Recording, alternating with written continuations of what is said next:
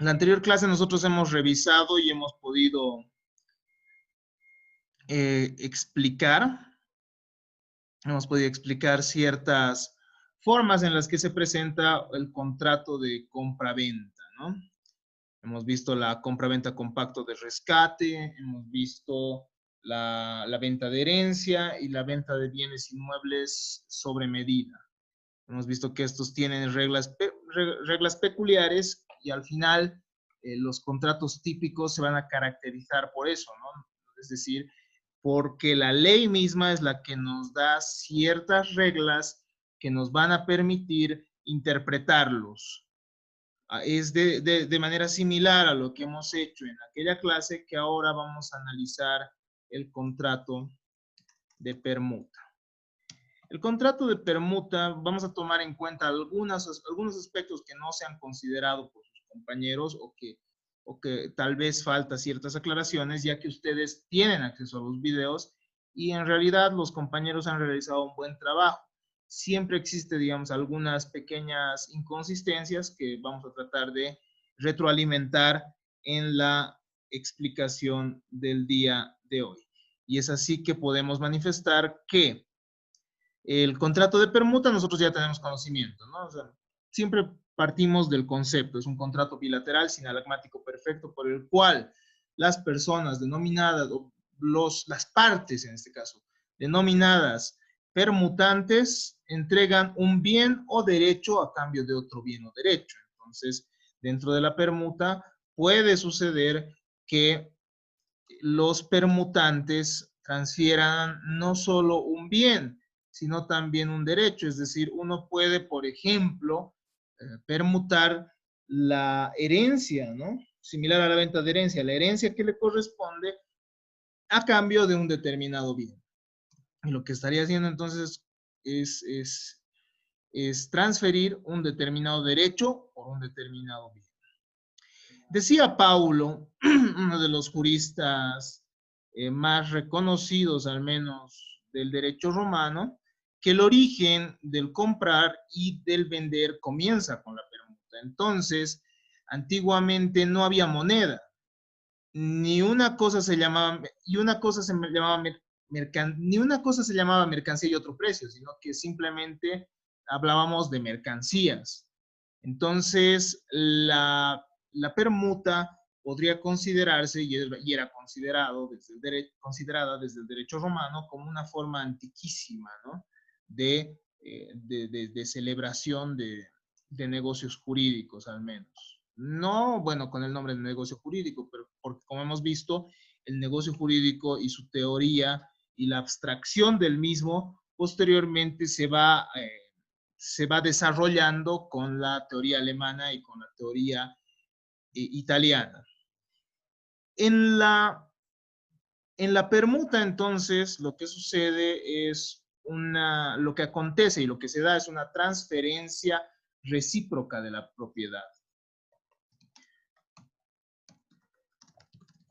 De igual manera que el contrato de compra-venta que nosotros hemos analizado, se va a materializar o se va a perfeccionar, perdón, con el simple consentimiento de las partes. Es decir, que no exige la traditio, no exige necesariamente la entrega del bien, tal cual nosotros hemos podido evidenciar de los contratos de compra-venta, pese a que esto termina siendo cuestionado inclusive por la doctrina, ¿no? que nosotros conocemos, al menos que en materia registral, sí se exige ciertas formalidades que debe cumplir un contrato de compra-venta. Entonces, de igual manera, si uno va a realizar una determinada permuta, a efectos de registrar y de hacer oponible el derecho propietario que adquiere cualquiera de los copermutantes, tendrá que cumplir con ciertas exigencias mínimas. Concretamente, tendrá que cumplir con la elevación a escritura pública del contrato, ¿no? Entonces, esto a tomar en consideración. La finalidad, o sea, si bien el contrato se perfecciona simplemente con el consentimiento, a efectos del registro del derecho propietario de los bienes inmuebles y de los bienes muebles sujetos a registro resulta sumamente importante para hacer oponible el derecho propietario que tiene el nuevo adquirente, el registro, que se celebre mediante formalidades ab solemnitatem, ¿no? Porque si bien no es el Código Civil el que te exige que se celebren mediante escritura pública, son los requisitos que se exigen por el registro de derechos reales los que implican, ¿no? Una exigencia para que se cumpla de tal manera. Las reglas del precio de la compra-venta deben considerarse como no puestas, ¿no? Las reglas del precio de la compra-venta deben considerarse por no puestas, sin embargo, se aplican las reglas sobre la transferencia del bien, excepto cuando media precio, para alguna de las prestaciones en dinero o signo equivalente, llamado también saldo. Eso es lo que nos dicen Planiol y Ripert, y es un aspecto aplicable al menos en el contrato en el contrato de permuta. Lo que preguntaba en nuestra anterior clase Damaris era, ¿no? Ella hablaba de que en la permuta si en la permuta podía existir algún pago, y evidentemente esto sucede, ¿no? Puede darse que los permutantes, además de realizarse la transferencia de determinados bienes o derechos, acuerden que se realice el pago de un saldo para compensar el restante de para compensar la diferencia entre los valores de los bienes que han sido transferidos entre ellos. Entonces, lo que nos dicen aquí Planiol y Ripert, en otras palabras, es que se aplican exactamente las mismas reglas que la compra-venta, exceptuando las reglas del precio. Pero en caso de existir un saldo que se tenga que cancelar, es decir, que se tenga que pagar por cualquiera de los copermutantes, tiene que aplicarse y se va a aplicar estas reglas inherentes al precio también, ¿no? Nosotros ya hemos analizado con detalle el contrato de compra-venta, por lo cual no corresponde ahondar más en estas consideraciones. Si es que ustedes tienen alguna duda, ustedes ya saben que tienen acceso de todos modos a nuestra plataforma en Google Classroom para que podamos absolver también las dudas, si es que algún concepto no ha quedado claro todavía.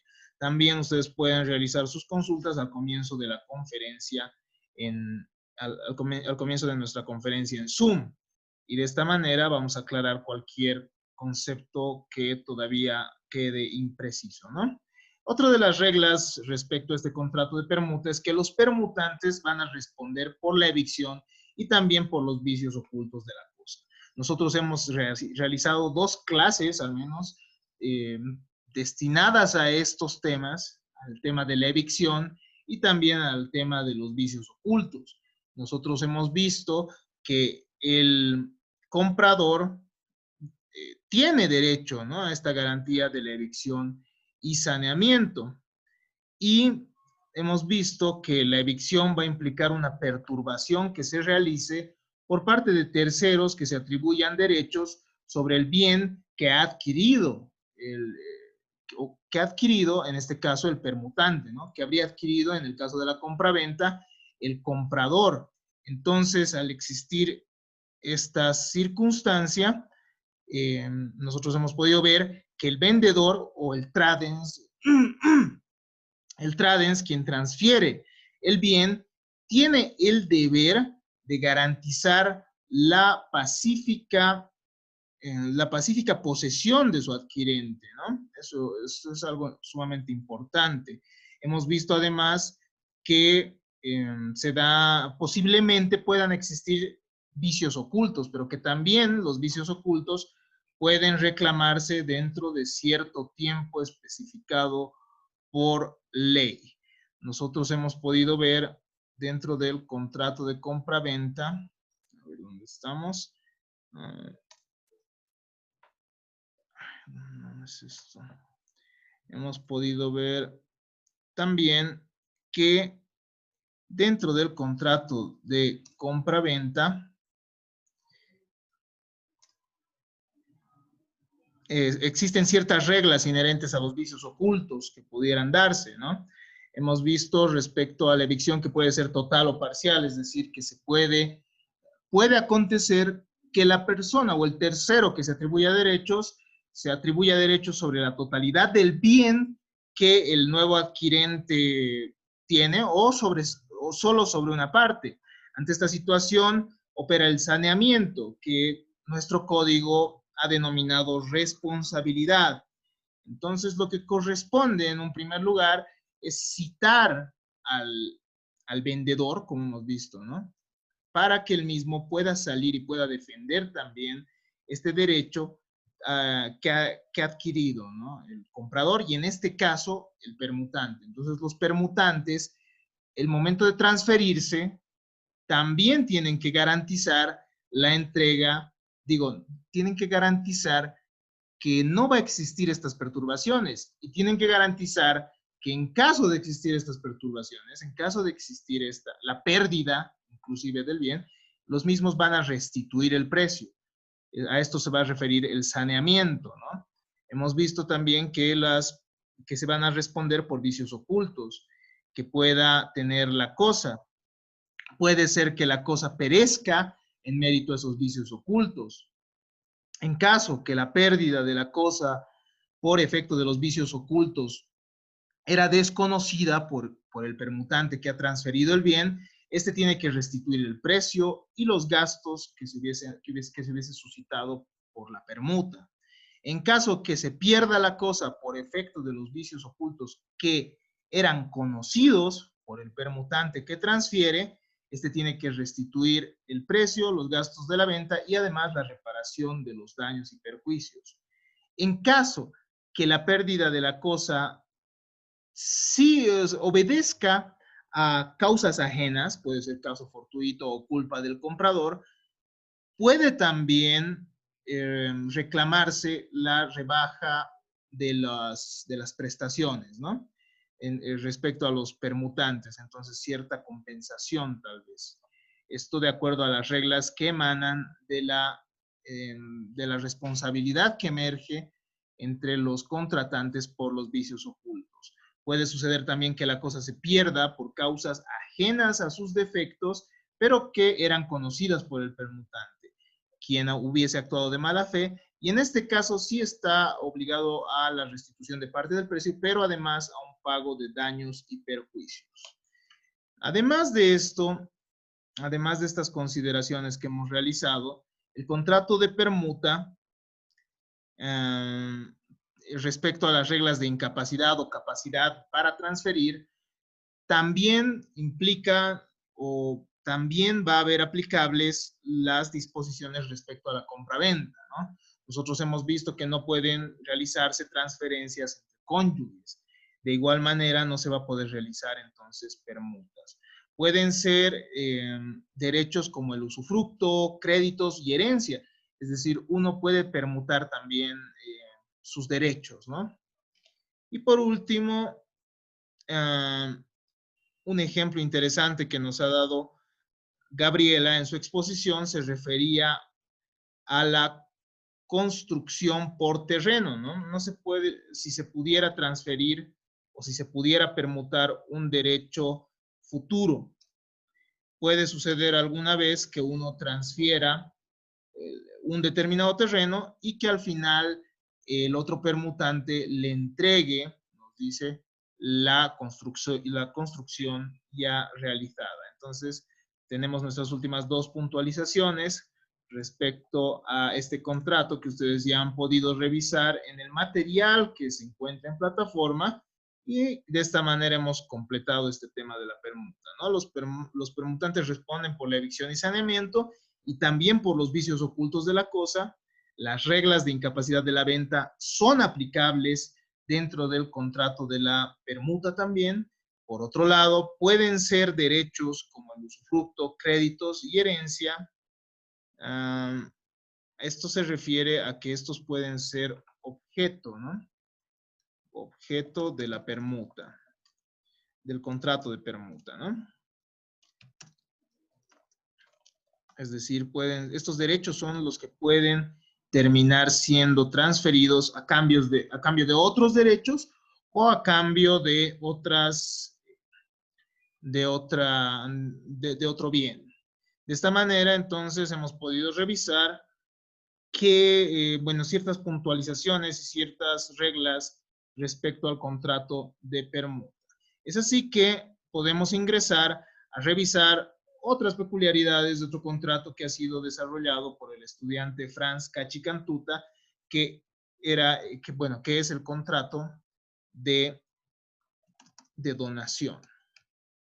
El contrato de donación, disculpen, voy a mover esto.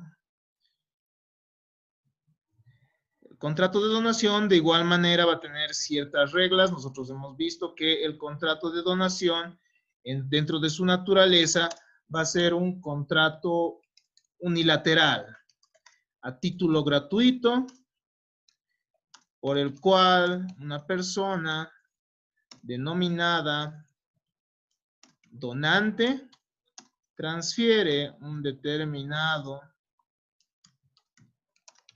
bien a favor de otra persona denominada donatario, ¿no? Donatario sin que exista una contraprestación, ¿no? Podríamos definirlo de esta manera, este contrato de donación. Sin embargo, tenemos que tomar en cuenta algunos aspectos. ¿Quiénes son capaces para donar? ¿Quiénes no lo son? ¿Qué se puede donar y qué no se puede donar? Es decir, ¿qué puede ser objeto de la donación y qué no puede ser objeto de la donación? Algunos aspectos ya han sido absueltos mediante el video que se encuentra en plataforma. Sin embargo, realicemos algunas puntualizaciones más. Respecto al contrato de donación, puede suceder que el mismo se va a dar o se va a materializar, podríamos decir.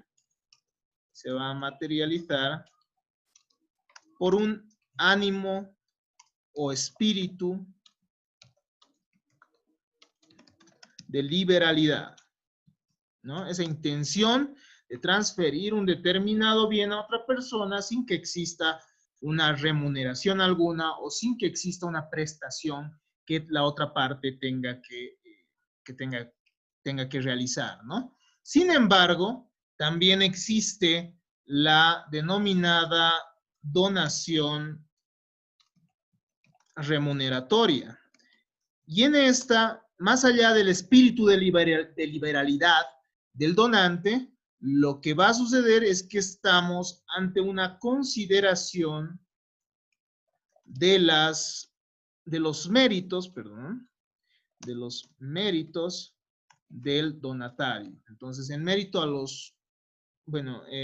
en base a los méritos del donatario, es que se va a realizar esta donación que es denominada remuneratoria y que tiene también ciertas consecuencias, ¿no? Vamos a ver en un momento más. ¿Cuál es el objeto de la donación? El objeto de la donación puede ser cualquier bien mueble o inmueble, puede ser un bien corpóreo, pueden ser bienes divisibles, indivisibles. Entonces, hay, ¿no?, una amplitud de bienes que pueden formar parte de la donación. Pero obviamente estos tienen que formar parte del acervo patrimonial del donante. Y el donante entonces tiene que tener la capacidad de disposición sobre estos bienes para poder realizar el acto de donación, es decir, para poder celebrar este contrato de donación. Por otro lado, como habíamos manifestado hace un momento ante la pregunta de la compañera Jessica, la donación puede darse sobre la totalidad de los bienes, del donante. Pero en ese caso tiene que existir también un usufructo sobre los mismos.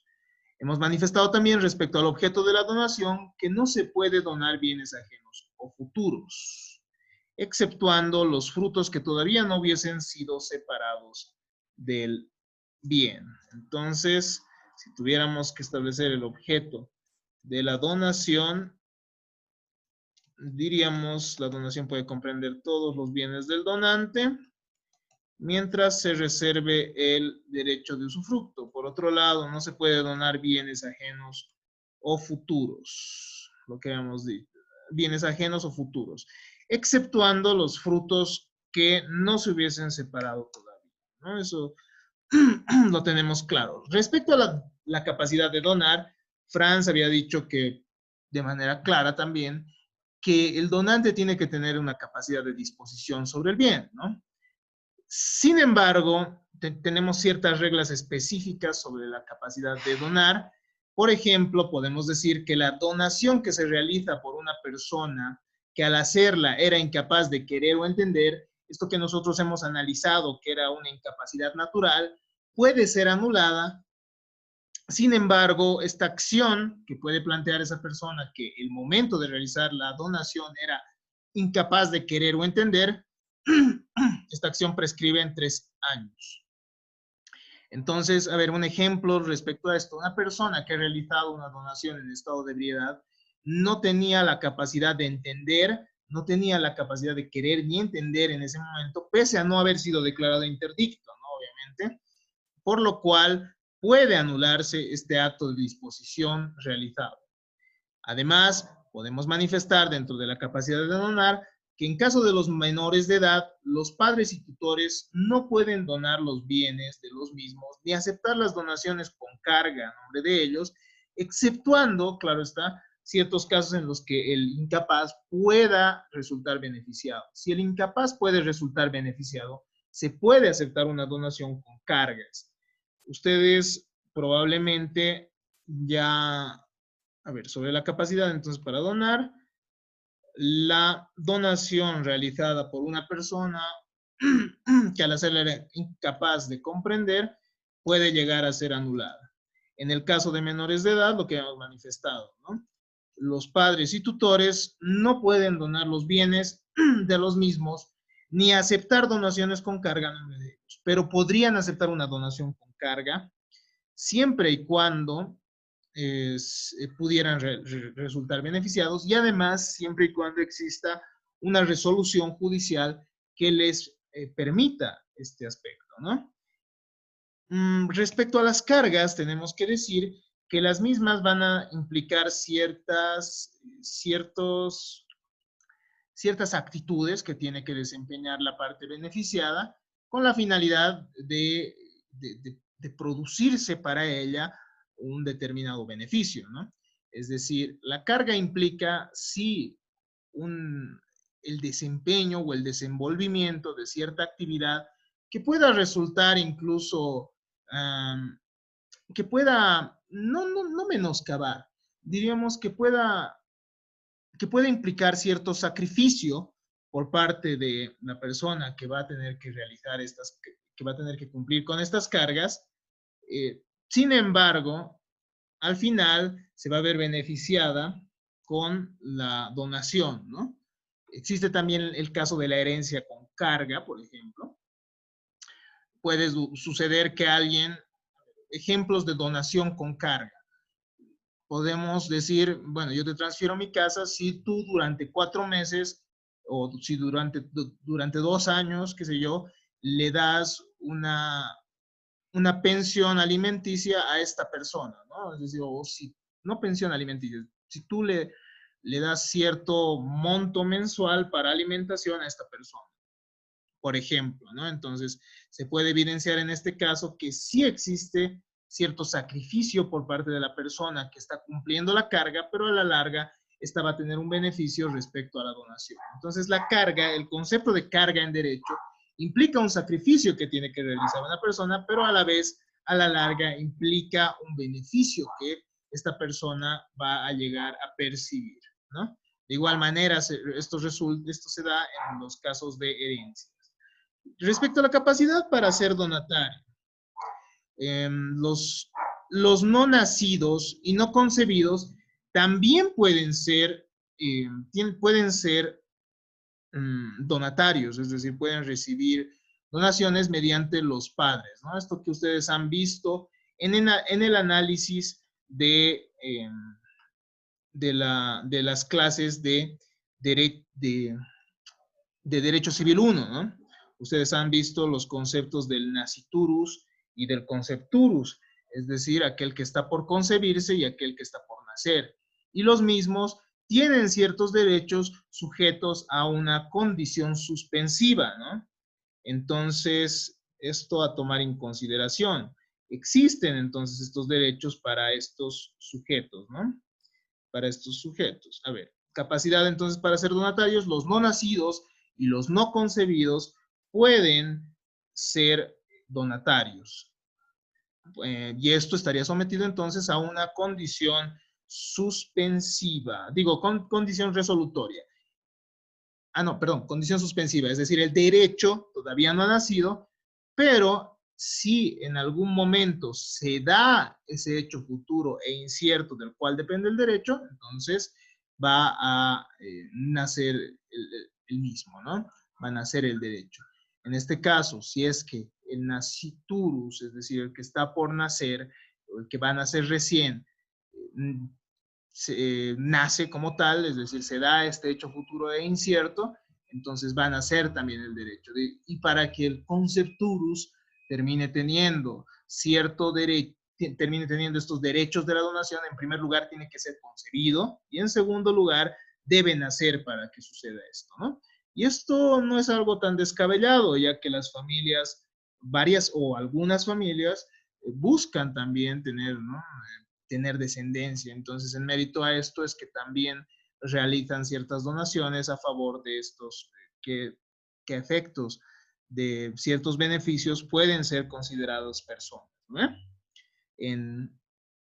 Por otro lado, una entidad no reconocida no puede ser donataria, ¿no? Es decir, una determinada persona jurídica que todavía no ha sido reconocida no puede ser donataria, pero sí puede serlo si dentro de un año después de la donación acredita que ha sido reconocida y además acepta la donación.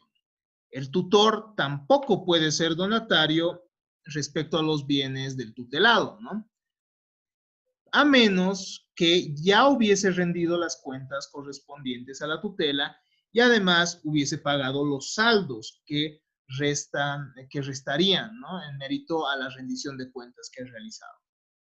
Los cónyuges, por otro lado, no pueden donarse entre sí, exceptuando los usos, ¿no? Exceptuando, claro, ciertas circunstancias que ya es de conocimiento de la sociedad, ¿no? Es decir, qué sé yo, ciertos detalles sobre ciertos bienes que tal vez pudieran tener un valor módico, ciertas donaciones que pudieran ser inclusive manuales.